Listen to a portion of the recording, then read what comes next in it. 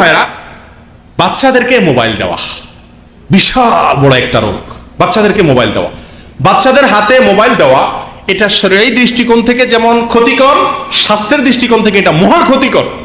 বাচ্চাদের হাতে আমরা মোবাইল দেই না এরকম লোক কয়জন আছে বলেন? আমি কিছুদিন আগে একটা সতর্কতামূলক এই বিষয়ে একটা ভিডিও দেখছিলাম, যে ভিডিওতে একজন বড় ডাক্তার তিনি এটার উপরে গবেষণা করেছেন।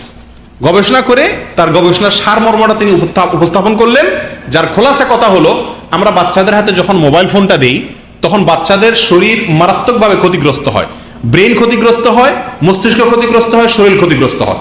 এই মোবাইল ফোন বাচ্চাদের কাছে দেওয়া তাদেরকে ধ্বংসের দিকে ডেকে নিয়ে আসে। দিতে হয়, তিনি পরামর্শ দিয়েছেন এরোপ্লেন মোড যেটা আছে না, এরোপ্লেন মোড বিমানে থাকলে যে মোডটা দিতে হয় ওইটা দিয়ে দেওয়া, তাহলে আর তাদের ক্ষতি নাকি নাই। এটা হলো স্বাস্থ্যের দিক থেকে। আর শরীয়তের দিক থেকে মোবাইল ফোন বাচ্চাদেরকে দেওয়ার ফলে এদমানের পর্যায়ে চলে যাচ্ছে। মদের যেরকম মানুষের নেশা হয়, মোবাইল ফোনের নেশা হয়। আজকাল ঘরে ঘরে, প্রতিটা ঘরে ঘরে এই অভিযোগটা আমাদের কাছে আসে। আমরা সকলেই কম বেশ এই সমস্যার শিকার, যে বাচ্চাকে মোবাইল ফোন না দিলে সে খায় না। আছে কি নাই আপনাদের বাচ্চাগুলোর মধ্যে এই সমস্যা? আপনাদের ঘরগুলোতে সমস্যা নাই?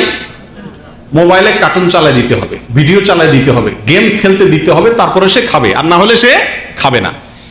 এই পর্যায়ে যে আমি বাচ্চাকে নিয়ে গেছি, এই বাচ্চা পরবর্তীতে তার পড়াশোনা থেকে নিয়ে প্রতিটা ধাপে ধাপে তার সবচেয়ে বড় শত্রু হবে এই মোবাইল ফোনের সেট।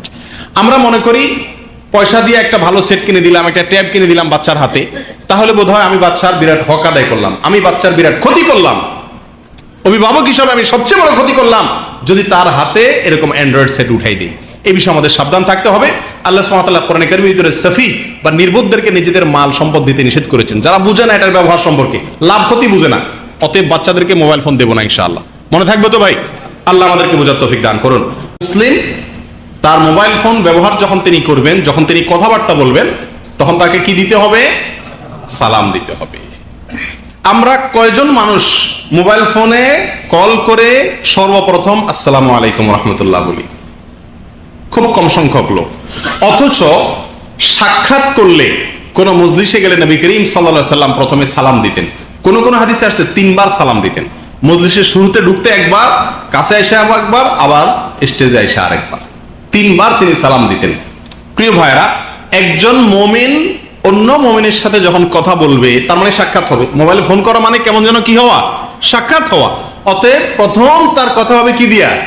সালাম দিয়া। অবশ্যই এটা কোনো ফরজ ওয়াজিব না। যদি সালাম ছাড়া কথা শুরু করে বড় ধরনের গুনাহ হবে না, কিন্তু মুমিন বিরাট ধরনের লস করবে, কারণ সালাম দিলেই সে সওয়াব পাবে। পাবে কি পাবে না? প্রিয় ভাইয়েরা, মোবাইল ফোনের ব্যবহার প্রসঙ্গে বেশ কিছু নীতিমালা, শরীয়ী নীতিমালা আমাদের মাথায় থাকা দরকার। তার ভিতরে একটা হলো, এটার ক্ষেত্রে মিতব্যয়ী হওয়া দরকার। সবকিছুতে ইসলাম আমাদেরকে মিতব্যয়ী হতে শেখায়, অর্থাৎ আমরা প্রয়োজনের অতিরিক্ত ব্যবহার করব না। এ যুগে সবচাইতে বেশি ব্যবহার করা যে যন্ত্রটা, সেটার নাম হলো মোবাইল ফোন। এর চাইতে বেশি ব্যবহার করা হয় এরকম কোন যন্ত্র আছে? সারা পৃথিবীর পূর্ব থেকে পশ্চিম, উত্তর থেকে দক্ষিণ পর্যন্ত যত মানুষ আছে, আমাদের প্রত্যেকটা মানুষের সারাদিনের ভিতরে যত যন্ত্র সবচেয়ে বেশি ব্যবহার করি আমরা, গড়ে গড়ে সব মানুষ মিলিয়ে, সেটা হলো এই মোবাইল ফোন। ঠিক না বেঠিক? এই মোবাইল ফোন ব্যবহার করতে গিয়ে এত পরিমাণ অপচয়, সময়ের অপচয় আমরা করি, মুখের অপচয় এত বেশি আমরা করি, যেটার কারণে কিয়ামতের ময়দানে আল্লাহর কাঠগড়ায় দাঁড়াতে হতে পারে। একজন মুমিন প্রতিটি কাজের সময় তার স্মরণ হবে, আমার এই কাজটা হয় নেক আমলের পাল্লায় উঠবে, আর না হয় বদামলের পাল্লায় উঠবে। আমার এই কাজটা হয় আমাকে জান্নাতে যেতে সহায়তা করবে, আর না হলে জাহান্নামে যেতে সহায়তা করবে। দুইটার একটা। ঠিক না বেঠিক? অতএব মোবাইল ফোন ব্যবহার করার সময় খুব বেশি খেয়াল রাখতে হবে, অপ্রয়োজনীয় কথা, অপ্রয়োজনীয় ব্যবহার যেন না হয়। আজকাল মোবাইল ফোনের ব্যবহারটা অনেক ক্ষেত্রেই নেশার মতো হয়ে গেছে।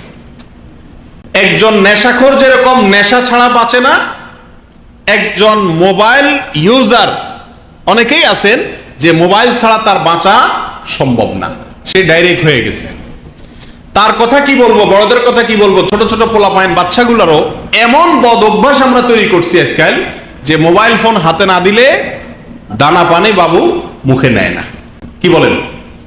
বেশিরভাগ শিশুদের এই সমস্যা কিনা?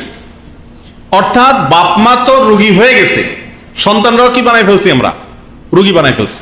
তারা মোবাইল ফোন ছাড়া খানা খায় না, কথা শুনে না, বায়না ধরে মোবাইল ফোন দিতে হবে, এরপরে সে খাবে বা কথা শুনবে। প্রিয় ভাইরা, এটা একটা রোগ, এটা একটা রোগ। মোবাইল ফোন ব্যবহার করার ক্ষেত্রে আমি যদি অতিরিক্ত ব্যবহার করি, প্রয়োজনের চাইতে বেশি ব্যবহার করি, তাহলে তার জন্য আল্লাহর কাছে জবাবদিহি করতে হবে কি হবে না?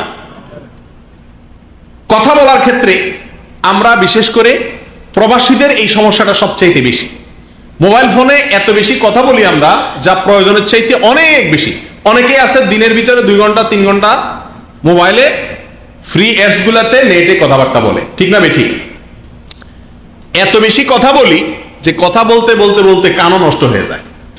আমরা আজকালকার যুগে যত ঝগড়া করি, বিশেষ করে প্রবাসীরা, সমস্ত ঝগড়াগুলো হয় কোথায়? মোবাইলে। কারণ সরাসরি ঝগড়া করার মতো তৌফিক তো হয় না। 2-4 বছর পরে 2 মাস 3 মাসের ছুটিতে গেলে তখন তো ওই নতুন নতুন একটা ভাব যাইতে, মহব্বতের ভাব যাইতে 2-3 মাস যায়, ঝগড়া করার সুযোগই পাই না।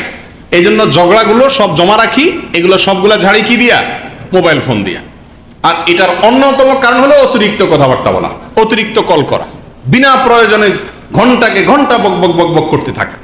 এগুলো সবগুলো আমাদের পারিবারিক সম্পর্কগুলোকে ধ্বংসের দিকে ডেকে নিয়ে যায়।